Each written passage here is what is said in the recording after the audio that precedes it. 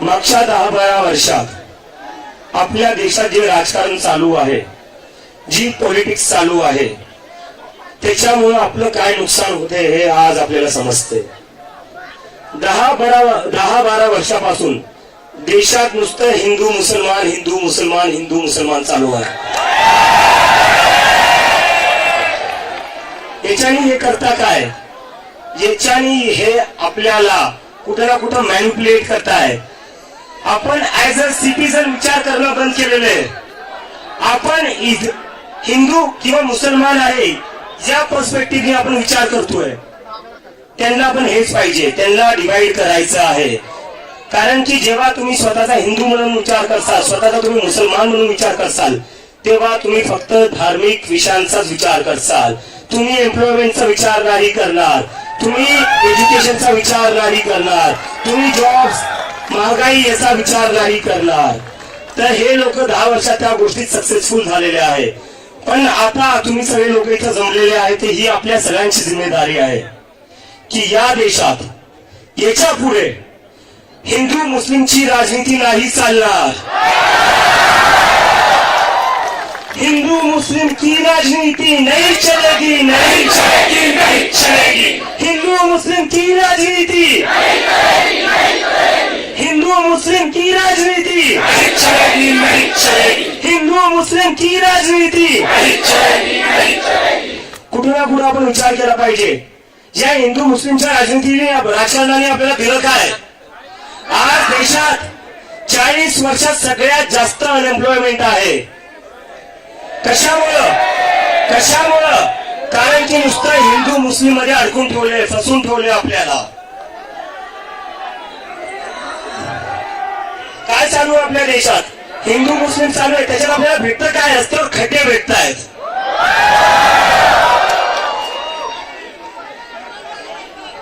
हिंदू मुस्लिमच्या राजनीतीमध्ये आपल्याला भेटतं काय? आपल्याला कोसळणारे पूल भेटतायत. त्याच्यात हिंदूही मरतायत, त्याच्यात मुसलमानही मरतायत.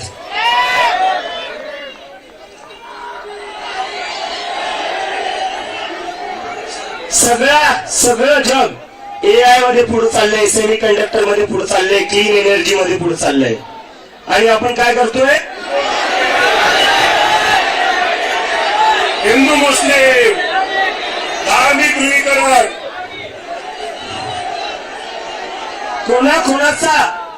कोणाचा हिंदू मुस्लिमच्या पॉलिटिक्स म्हणून फायदा झालाय?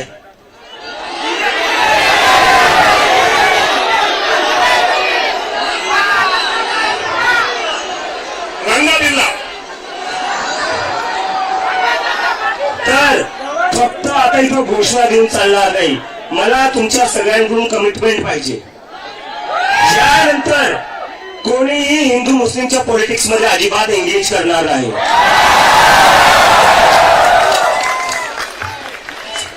भले ते ब्रिटिश असो,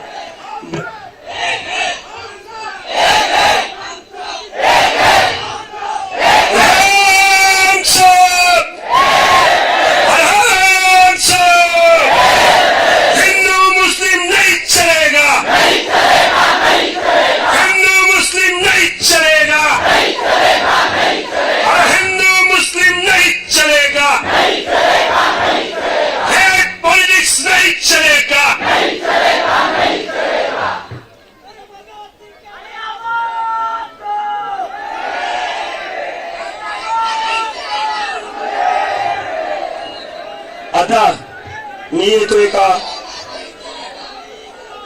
नाही, ठीक आहे.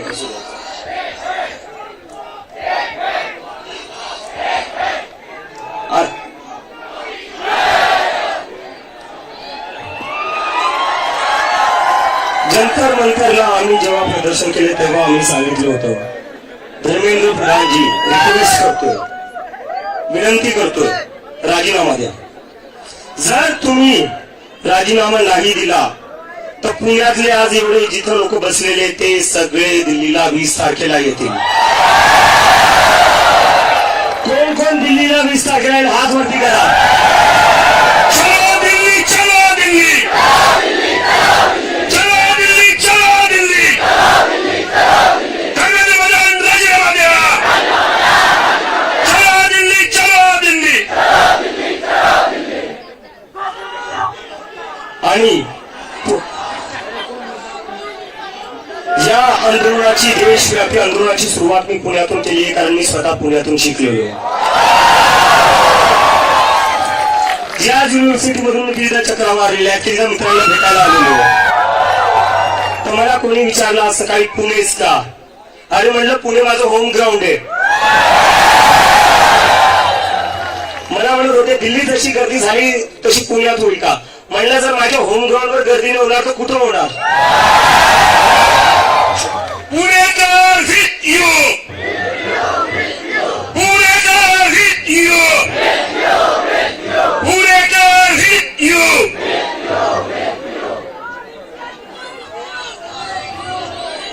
आता पुण्यातून मी जाणार आहे लखनौला, तिथून मी जाणार आहे लखनौ नंतर अमृतसरला, जयपूर, बँगलोर, जिथं जिथं गरज पडेल मी तिथं जाईल. आणि या देशातला सगळा युवा, सगळे स्टुडंट्स 20 तारखेला दिल्लीला येतील आणि धर्मेंद्र प्रधानचं रेजिग्नेशन घेतल्याशिवाय वापस जाणार आहे. 20 जूनला आपल्याला दिल्लीला यायचं आहे. आणि मी तुमच्यावर काउंट करतोय. मी अमेरिकेतून एकाच भरोशावर आले की तुम्ही सगळे लोक सोबत उभा असाल, आणि मला आता गॅरंटी आहे की तुम्ही नक्की सोबत उभा असाल. आणि आता मी एक अनाउंसमेंट, जब तक इस्तीफा नहीं होता है तब तक चलेगी.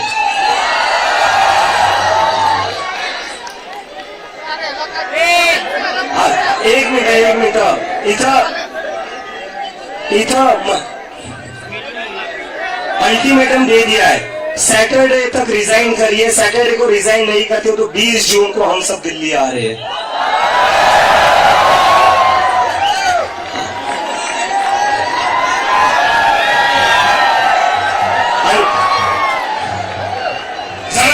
लक्ष द्या महत्वाचं झाले.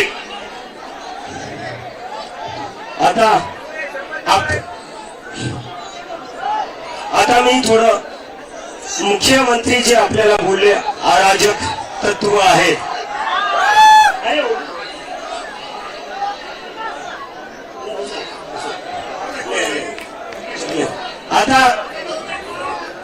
आता आपल्याला, मी जेव्हा जंतर मंतरवर निघालो एअरपोर्टवरनं बाबासाहेब आंबेडकरांचं असंच एक पुस्तक घेऊन, त्याच्यावर मुख्यमंत्री साहेब बोलले अराजक तत्व.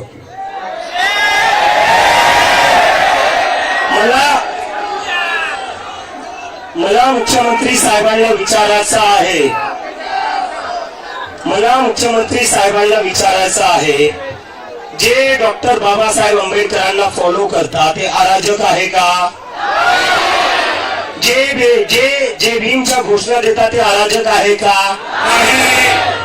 आणि त्यात मुख्यमंत्री साहेब हे पण बोलले की यांनी नुसतं संविधानाचं पुस्तक पकडले, यांना संविधान माहिती नाही. त्याच्यावर मला मुख्यमंत्री साहेबांना विचारायचंय, संविधानात कुठं लिहिलं होतं सकाळी 5 वाजता विदाउट मेजॉरिटी तुम्ही शपथ घेऊ शकता?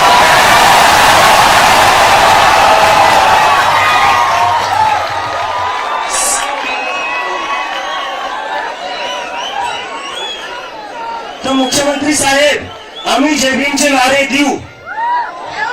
जय जय जय जय जय भीम, जय जय जय जय जय भीम, जय जय जय जय जय भीम. आता मी येतो एका आपल्या अनाउन्समेंटवर.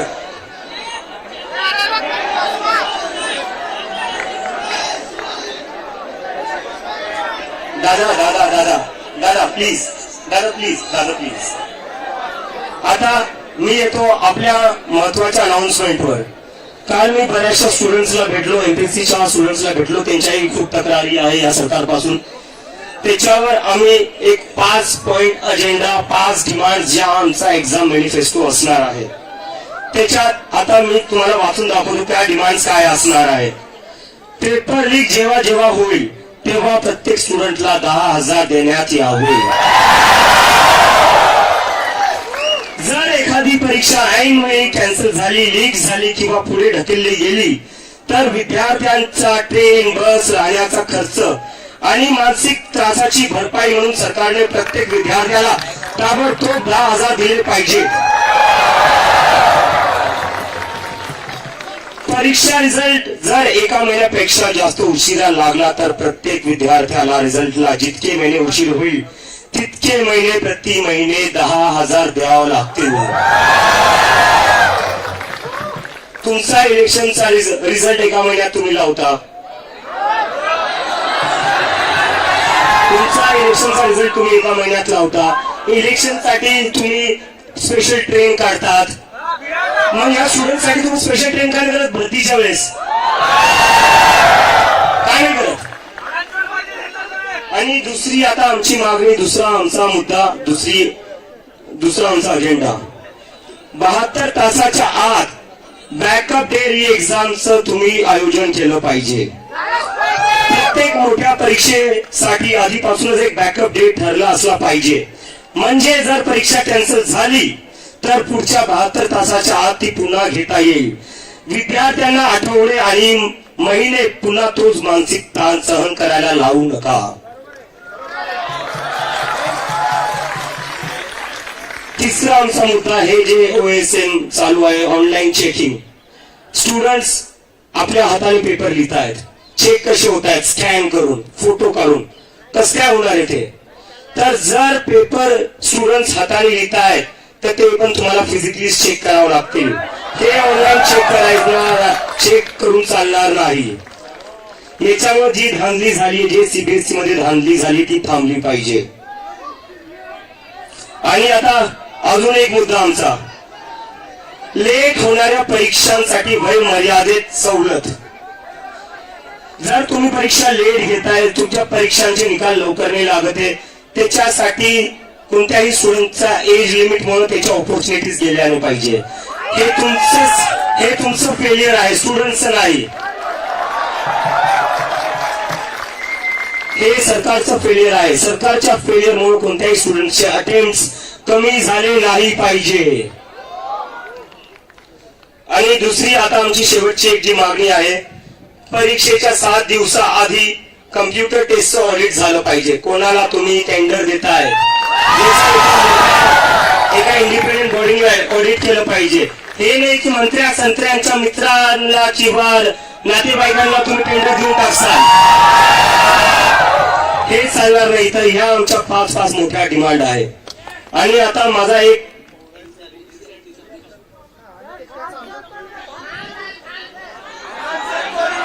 या 5 मागण्यांसाठी हात वर करून पाठिंबा द्या. 5 मागण्यांसाठी एमपीएससीच्या संदर्भामध्ये दिलेल्या त्याच्यासाठी करावं. आणि अजून एक मागणी, NCERTने जो नकाशा काढलाय पुस्तकातून तो वापस आणला पाहिजे. तो तुम्हाला वापस आणावाच लागेल. आणि आता माझी सगळ्यांना एक मी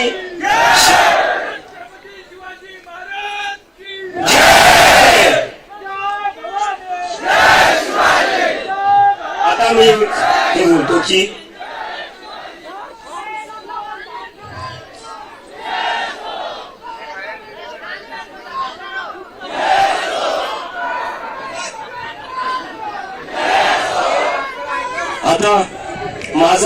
आता मी थोडं मला एका खूपच सिरियस इश्यूवर बोलायचंय. जेव्हापासून आमची कॉक्रोच जनता पार्टी सुरू झाली तेव्हा एक हे सुरू झालं, deep state funding, George Soros funding, Pakistan funding. ठीक आहे, मानून घेतो एखाद्या वेळेस जे तुम्ही खोटं बोलताय. त्या वेदांचं काय, जो 17 वर्षाचा CBSEचा पोरगा आहे त्यालाही तुम्ही पाकिस्तानी बोललेले आहेत. तुम्हाला लाज वाटते? तुम्ही तुमच्या देशाच्या स्टुडंट्सला पाकिस्तानी बोलतायत. तुम्ही मला पाकिस्तानी बोलताय, तुम्ही CBSEच्या स्टुडंट्सला पाकिस्तानी बोलताय. जे पत्रकार तुम्हाला प्रश्न विचारतात तुम्ही त्यांना पाकिस्तानी बोलता. जो विरोधी पक्ष अपोजिशन लढतोय तुम्ही त्याला पाकिस्तानी बोलता. ते इंडियन आहे कोण? भाजपचा IT सेल.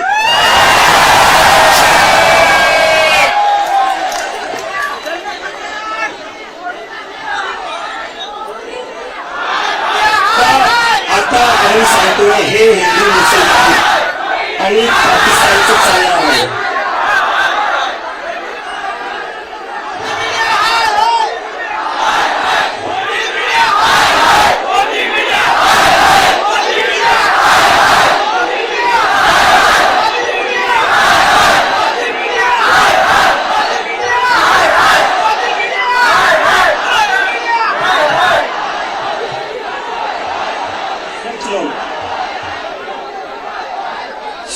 वांगचूक सरांना पण जेव्हा यांनी महिने जेलमध्ये टाकलं होतं, काय म्हणून टाकलं होतं?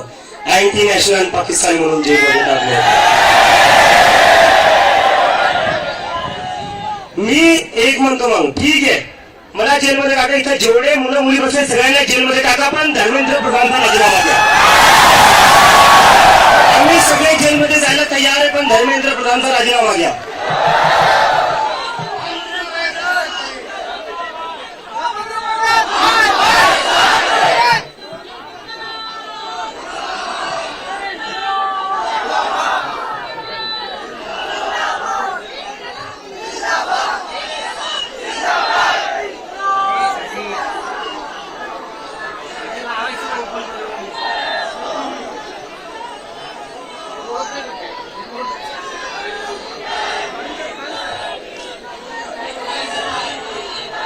तर सिरियसली बोलताय ते शांतपणे ऐका. घोषणा थांबवा, घोषणा थांबवा. हा सिरियस विषयावर बोलतो. आता बऱ्याचशा लोकांना प्रश्न पडलाय, नक्की कॉक्रोच आहे काय? कॉक्रोच आहे काय? कॉक्रोच हा एक मेसेज आहे की या देशातला युवा तुमच्या पॉलिटिक्सला थकला आहे, तुमच्या पॉलिटिक्सवर फ्रस्ट्रेट झालेला आहे. ज्या सिस्टमवर गिव्हअप केलेला हा कॉक्रोच आहे. आणि भरपूर लोक म्हणतात कॉक्रोच गटारीत असतात, कॉक्रोच इथं असतात तिथं असतात. मी म्हणतो कॉक्रोच तिथं असतात जिथं काही सडलेलं असतं. सिस्टम सडलेला आहे, त्याला नीट करावं लागेल आणि त्याला कॉक्रोचेस आता नीट करणार. तर आपण ज्या गोष्टी ठरवल्या सगळ्यांनी 20 तारखेला जंतर मंतरला यायचंय. हात वरती करून परत एकदा सांगा कोण येणार आहे. आणि परत एकदा सांगा, हिंदू मुस्लिम की राजनीति, हिंदू मुस्लिम की राजनीति, हिंदू मुस्लिम की राजनीति. धर्मेंद्र प्रधान इस्तीफा दो, धर्मेंद्र प्रधान इस्तीफा दो, धर्मेंद्र प्रधान इस्तीफा दो, धर्मेंद्र प्रधान इस्तीफा दो, धर्मेंद्र प्रधान इस्तीफा दो, धर्मेंद्र प्रधान इस्तीफा दो, धर्मेंद्र प्रधान इस्तीफा दो,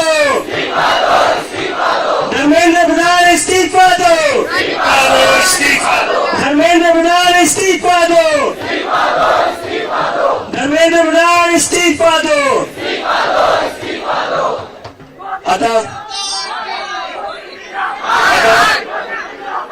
आता रोहित वेमुला जे होते त्यांना सुसाईड करून 10 वर्ष झालेले आहेत. आपण सगळे 2 मिनिटं रोहित वेमुला जे होते एक स्टुडंट ज्यांना या सिस्टमच्या फेलियरमुळे सुसाईड करावी लागली होती, त्यांच्यासाठी आपण 2 मिनिटं मौन धारण करूया आणि त्यांना श्रद्धांजली देऊया. बसून राहा प्लीज, बसून राहा.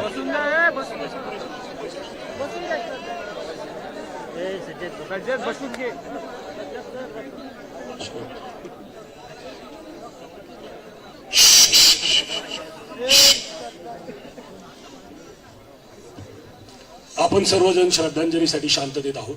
सर्वजण शांतता करतील, पिन ड्रॉप सायलेन्स करतील. 2 मिनिटांची तरी आदरांजली आहे. मान्यवर नेत्यांनी आपल्याला आग्रह केले, आपण सगळे शांत राहू.